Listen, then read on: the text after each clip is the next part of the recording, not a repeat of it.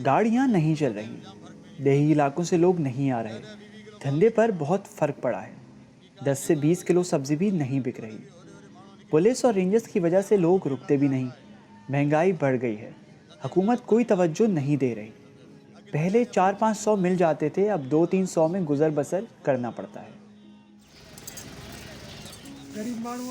गरीब हैं, बेरोजगार बैठे हैं, मार्केट बंद है, सामान भी नहीं मिल रहा। बकरियों के लिए घास लेने आते हैं, वो भी कभी 30 कभी 40 रुपए किलो मिलता है। पैसा नहीं है। एक बार 2-4 किलो आटा मिला था, अब उधार ले रहे हैं। अब दुकान वाले खड़े होने भी नहीं देते, कहते हैं पहले बकाया दो फिर सामान।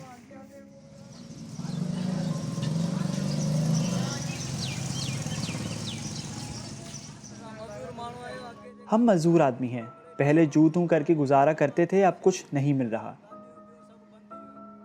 पल्लेदारी करते हैं, कभी 50 कभी 100 मिलते हैं।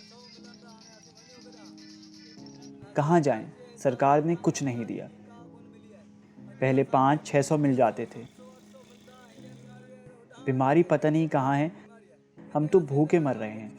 हम पल्लेदार हैं, हमें कौन देगा।